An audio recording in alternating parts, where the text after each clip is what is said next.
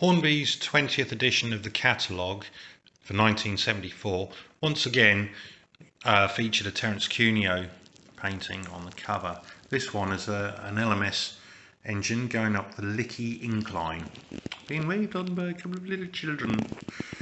If we have a look inside, this was the last time one of these was featured on the cover. Looking inside, we've got a massive great layout to feast our eyes upon. We've got a bit of depth there with bridges and inclines, and we've got footbridges. We've got all manner of buildings. So signal boxes, engine sheds, bungalows, houses, stations, coaling stages, and so on. Signals and signal gantries abound, platforms, canopies. We've got some diesel engines, diesel locomotives. We've got some steam over there. We've got various goods wagons and passenger coaches. So it's a good feature in there, a good bit of eye candy for people. Then we come on to the trains.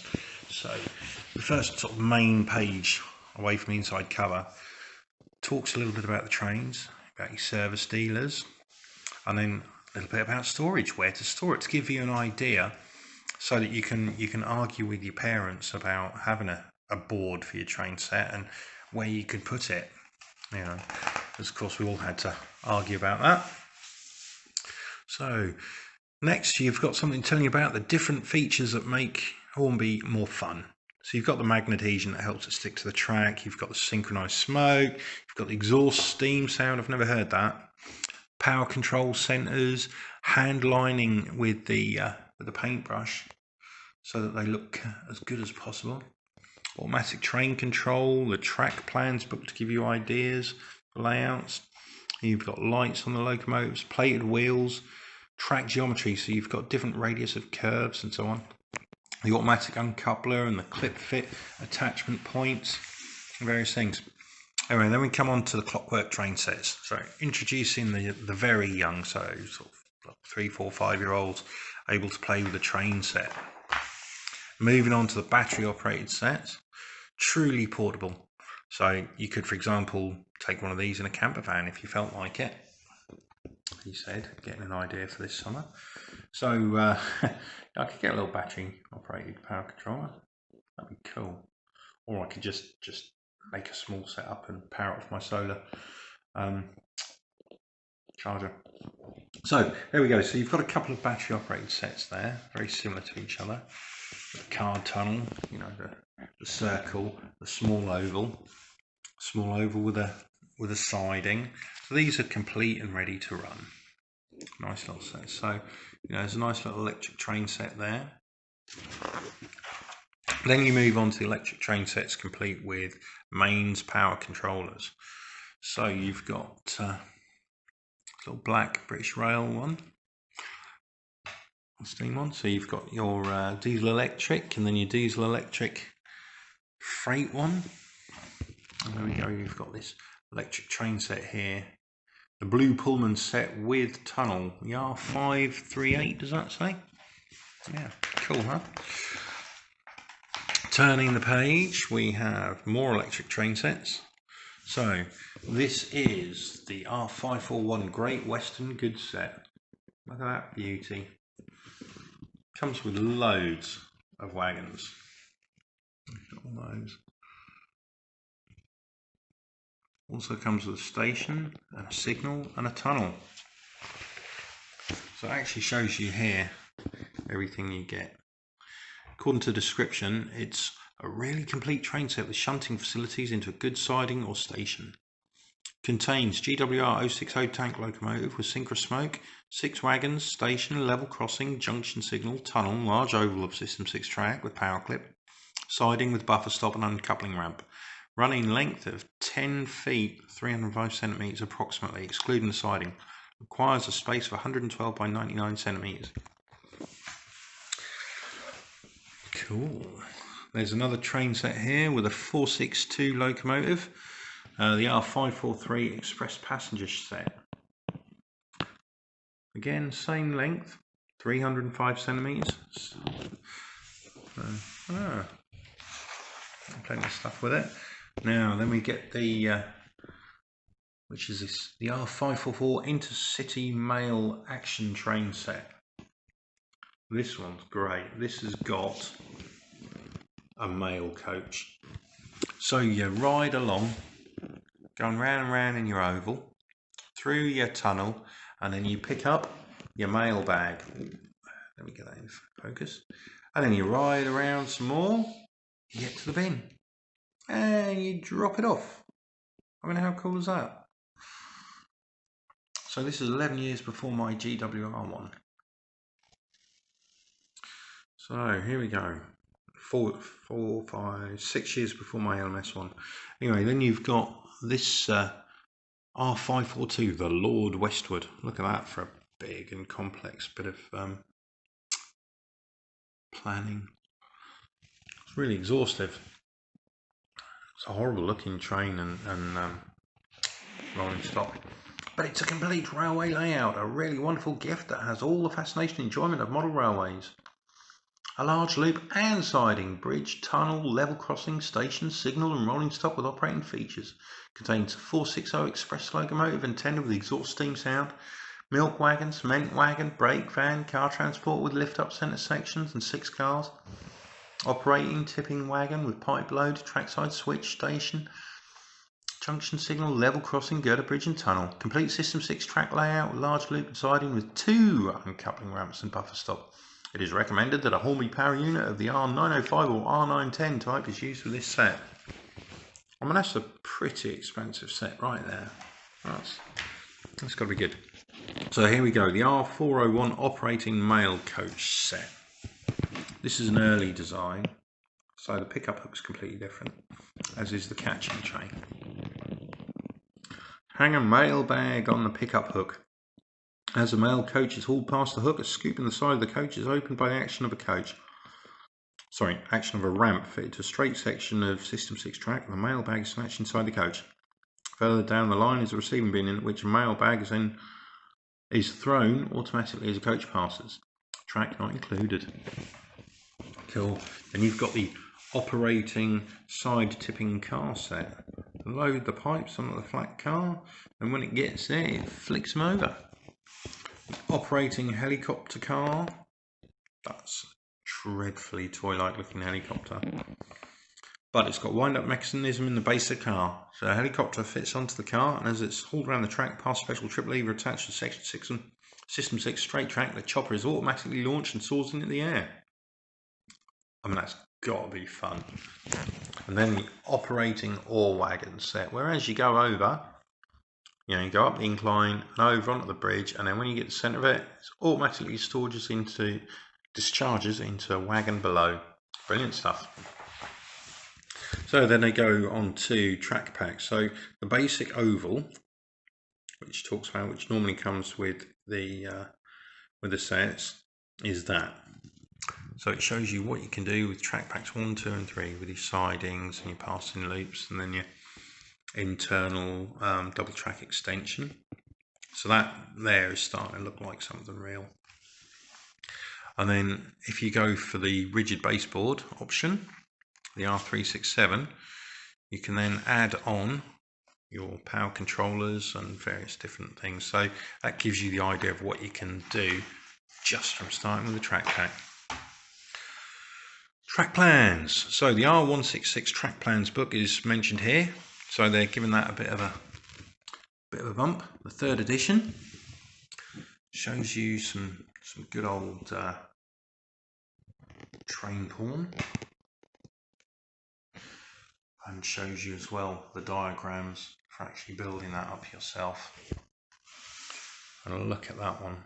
I mean, that's something that you'd have loads of fun making. Power control center. So you've got the various power controllers, the 905, the 910, the 920. The 920 just fits directly into the 905 or 910. You've got the 915, you've got the battery controller, you've got the different levers for your passing controls and so on. And then an idea of what you can do with it all put together. I mean, look at that. That is really fancy, isn't it? I'd like one of those just in my kitchen, really. Not for trains, but you know, I could just pretend that, you know, it's rigged up to the toaster and the microwave and the cooker and the fridge and the freezer and all that. I suppose you could possibly even wire them up. That'd be a bit bizarre. Right, so next, Hornby Railways for the modeler. It is a surprising 8 years since the last new diesel locomotive model, the High-Mech, was introduced. Record-breaking run. In August 1973, non-stop running tests were carried out on 5 Hornby tender-powered locomotives by the Mevagissey Model Railway in Cornwall, and part of their extensive layout, which was open to the public daily. One of the models, hauling 6 bogie coaches, ran non-stop day and night for 8 days, 2 hours, 27 minutes, and covered a distance of 273.84 miles. An average speed of 1.4 miles per hour, representing a scale speed of approximately 107 miles per hour. This feat involved 23,570 circuits of a 61 4/8 of an inch track, which also included a climb and corresponding drop back of 3.5 inch per circuit. Thus, the total vertical distance climbed during the test amounted to 1.3 miles. No mean feat, remembering that the model was untouched throughout. That's impressive. I mean, who would sat there and counted? I don't know, but that's pretty amazing. I'd like to know what happened. Did it then stop? Did it then break down? Did it catch fire, explode, burn, or did they say, do you know what, sod this, I'm going to the pub and just switch it off? Brilliant result. More research required, I think. Anyway, Hornby Railways. New R863 brush type 4 diesel electric locomotive class 4748. Available late 1974. So this is your silver seal steam and diesel locomotives. So this is new out. Got your Evening Star that had been out a couple of years, your Black 5, and your Oliver Cromwell Britannia Class loco. I mean, that looks lovely. Turning the page, we've got some British Rails, should I say, sorry, steam and diesel locomotives. The new R857 Ivet Class 2 mixed traffic locomotive and tender. A little bit about the care and maintenance, things about carbon brushes, the capsules of smoke oil. So then, famous company locomotives, you've got the London North Eastern Railway, you've got London Midlands Scotland Railway, you've got Southern Railways, you've got Great Western Railways, marvellous, British Rail. You've got the crests of the various ones. You may notice I've got yet more writing on my hand. It's always writing on my hands. I'm not going to tell you what it means. See if you can work it out. There's also tomato sauce. So here we go, some passenger rolling stock in the British Rail coaches. You've got famous company coaches from the Big Four and another one. So the Big Four and Pullman. You've got a new Pullman first class parlour car, available late 1974. Lucille with interior things. I do like the font there. I mean, that's really cool. And the first class Pullman from British Rail. Then you've got the freight rolling stock here. Quite a few new ones. The SO tank wagon, the Cadbury's closed van, the Shell tank wagon, the flat wagon with detachable boat load. Oh, it's so toy-like, that boat. It ruins it, really, because you've got such fine detail and high quality in the trains themselves, or the engines themselves. The new Prime Pork one, and the new M. Spears and Sons 5-plank wagon. You've got the flat wagon with detachable wheel load. So you've got a nice selection of new stuff there. And going on to the next page, so you've got your silver seal wagons. So I've got that one. And I've got that one, which was new in 1974, the LMS brake van. And I've got the Bird's Eye closed van, new in 1974. There's lines made. Then you've got the bogies and track maintenance vehicles. The cranes and the Freight Master lifts. And then it gives you an idea, station sets and buildings. So 1 is a wayside halt, 2 is the village station, 3 is the town station, 4 is the suburban station, 5 is the city station, and 6 is a central station. And then you've got the other bits: the straight platform and canopy, the platform ramp, straight platform, double track footbridge, level crossing, the R582 ticket office. I've got one of those kicking around. I'll try one. Trackside fencing, the buffers, the people, and all put together. So that again makes you think what you can do. Scale model construction kits. So we've got the bungalow, the country cottage, village shop, and the petrol station.